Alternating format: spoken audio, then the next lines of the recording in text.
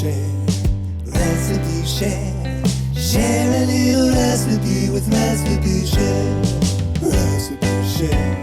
Recipe Share. Share a little recipe with Recipe Share. Thank you for joining us for this episode of Recipe Share, a program on AADL TV where we take a few minutes to talk about recipes in a featured category.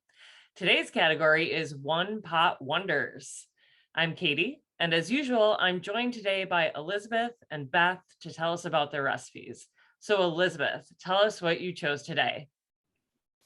Thank you, Katie. I will. I cannot remember if I may have shared one recipe from this cookbook previously, but maybe not. I've been enjoying it a lot lately. I dream of dinner, so you don't have to. Allie Slagle, this is something I checked out from the library. I had been looking forward to it getting published, and I have indeed really enjoyed it. It's simple ideas, really accessible recipes, which I like. I do not like having to buy ingredients that I use once and then they're in my cupboard.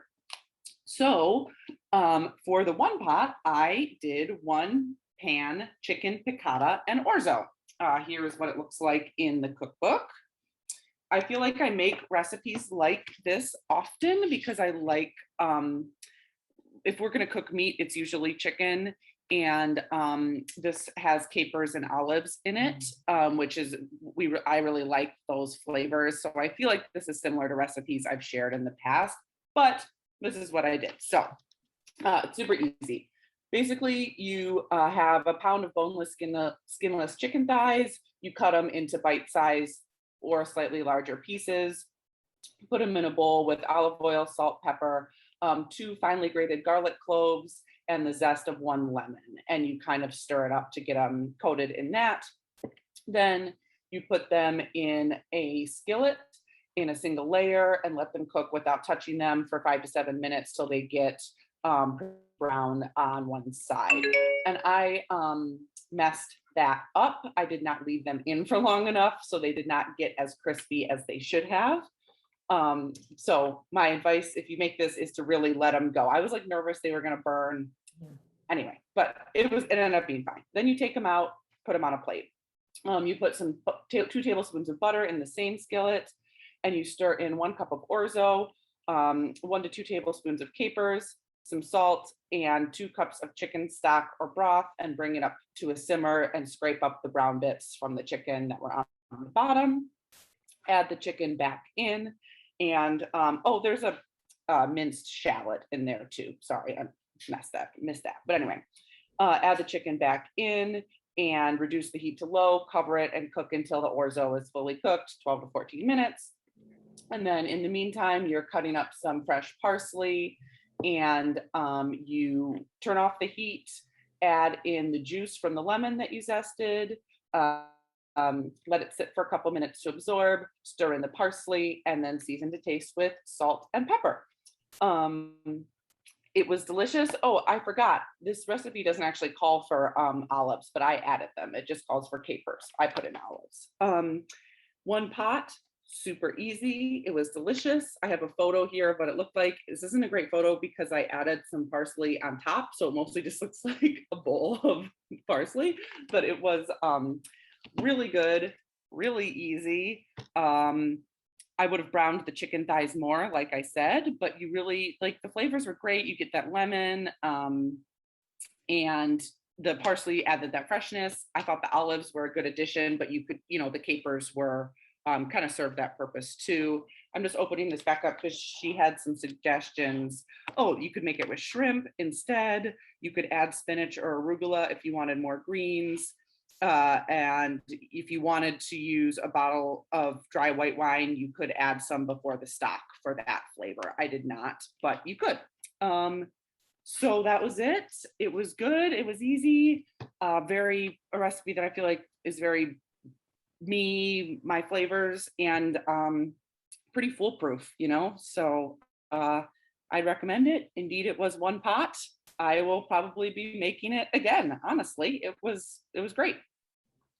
What kind of olives did you use? I always use pitted I don't know how to say it, Castrol, Ratano, the green ones, They're like the green big green ones, right? Yeah. like So I cut them in Ratano. half and added them. So Yeah, that sounds really good. Sounds very much like something that you would make. And I bet that you could make it with rice too instead of orzo, and it would taste really good. So yeah, that's great. Sounds wonderful. Yeah, it sounds really well, for one, you'll find out it sounds similar, but it sounds like real easy to change up with the different kinds of greens. And and one thing I would do is I think next time I would add, as she had suggested, like some spinach, just because it did seem like it, like I wished I had made a salad with it, because there wasn't a ton of veggies. So I think next time I'm going to toss in some spinach and it'll be good. Beth, tell us about your similar but different recipe. Well, okay, so I made something called one pot chicken with orzo and sun-dried tomatoes. I found this recipe in a cookbook through Mel that I have while I was working on the CERC desk. It was a cute little book with really beautiful pictures. And what I liked about it was that as you could like thumb through it, and on the corners, I'm not you're not going to be able to see it, but up in the corner of the recipe, it shows what the ingredients are, and then the actual ingredients, how you use them, are embedded in the recipe. And that's how I've presented it, just so you can see it. But anyway, you use 6 bone-in skin on chicken thighs, salt those, heat it up in a skillet or Dutch oven that has olive oil in it. Brown those for a few minutes, like 4 to 6 minutes, and then remove it. Add onions and garlic. First onion, then a couple garlic, black pepper, cook that up. Then you add your cup of orzo and 1/2 a cup of coarsely chopped sun-dried tomatoes. Now I've been getting a jar of sun-dried tomatoes at Costco, so it's a really, really good way to use those up because it's pretty big. So, and then a 1/2 cup of white wine. A lot of times I just use cooking sherry, 2.5 cups of chicken stock. So you deglaze with the wine, and then you add the chicken stock, and then a 1/2 of a thinly sliced lemon. And then you place that in the oven for 35 to 40 minutes. And let me tell you, I made it again just the other day for a kind of heavy lunch because the fam was coming over. So so I have 2 pictures, one of when I first made it. It's super simple, just like yours is, where you add the orzo and then you can stick it in the oven even and not even think about it. And it was toddler approved. So the other thing was, this most recent time, I used a really tiny orzo, just inadvertently, that's what we got, and it looked really similar to rice. So it made me think that you could probably use rice, and I almost was going to use Israeli couscous. So I've never checked the time. I think the time is about the same, but anyway, the little tiny orzo was still great. It plumps up. So yeah, all around winner. What's interesting to me about both of our recipes is no dairy, right? Yeah. I thought about that when I was doing mine. I was like, you could like put cheese in this, but it didn't need it. And I was waiting for you to say like you add Parmesan, but no. Yeah, you're right. I didn't even think of that either. And it didn't need it. It's really, really good. I love that tang of the lemon and the sun-dried tomato. Yeah, I feel like you could combine your 2 recipes and have something that would be really amazing with the sun-dried tomatoes and the olives and the capers. Like, I'm just totally could. Ooh, that sounds lovely.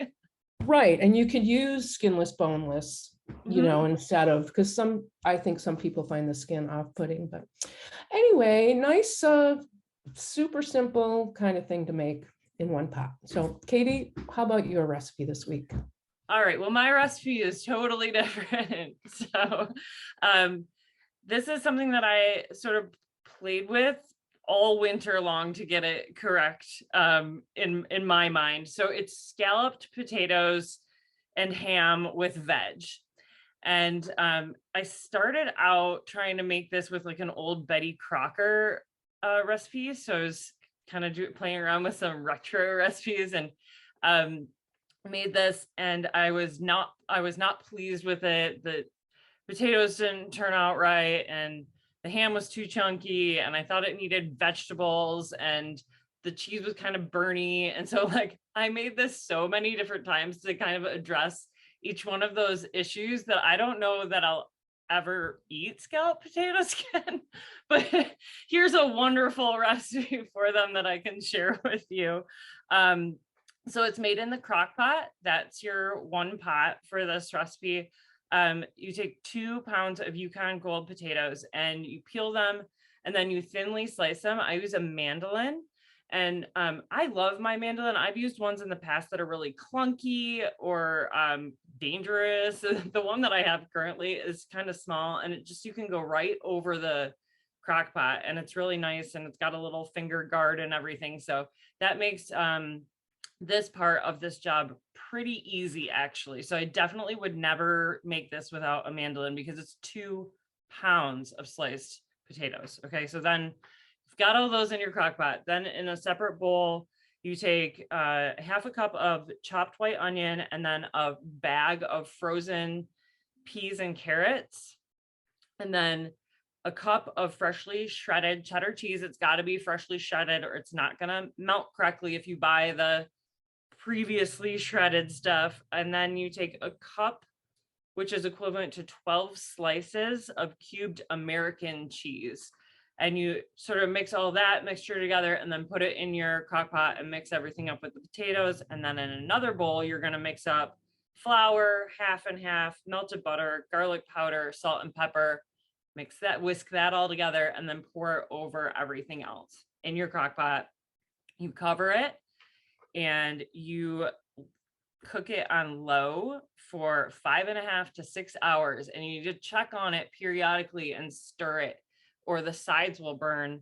And you can, if you wanted to go make this go quicker, you can cook it on high for 4 hours, but it's like, you kind of need to be monitoring it because the cheese really does burn on the sides. So it kind of, to me, took away like the fun of using the crock pot, where I can just like let it sit when I have to be looking at it the whole time. So that's why I do it on low for like 6 hours, because I only have to come back and check on it sort of periodically. I took a picture of it in the crock pot.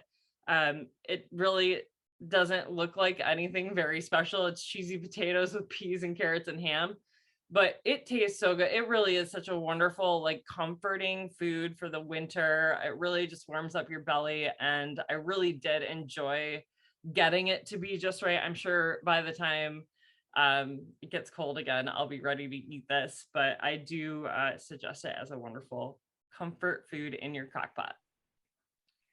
Katie, maybe I missed it, or maybe you missed it. I don't know which. When do you add the ham, and what kind of ham? Yeah, I did miss it, actually. So that goes, thank you. That goes in with your veg when you add the vegetables, and it's cubed cooked ham. So I buy it like that. You know, you buy it in the package, already cooked, already cubed up. Certainly you could cook and cube it yourself, but you do want it to be pre-cooked before you put it in the crock pot. Sure. Okay. Sounds great. Yeah. And then do you serve it would you scoop it into a bowl? Like, how does it come out, kind of? Yes. And I have a picture of it scooped into a bowl. So that's exactly how I served it. And like I said, it's nothing special to look at, but it really is like just cheesy and potatoey and just lovely to eat. You know, we end up with leftover ham a lot, just because we'll have it for a holiday, and then I'm not a really big ham eater, but put some cheese in it, and yeah, and chunks, and that does sound like a pretty toddler friendly kind of thing to eat too. Oh, definitely toddler friendly for sure. And there's vegetables in it, so you're like getting that little extra bit there. And yeah, I think leftover ham's a wonderful idea for this recipe. Yeah. All right. Well, I want to thank everybody for watching Recipe Share, and tell you to be sure to click the link below to look at the event page on aadl.org to find the recipes we talked about today and to share your own in the comments. Join us next time when we'll be talking about cool beans. We're looking forward to seeing what you've been making, so thanks for sharing. Recipe share, recipe share, share a little recipe with Recipe Share.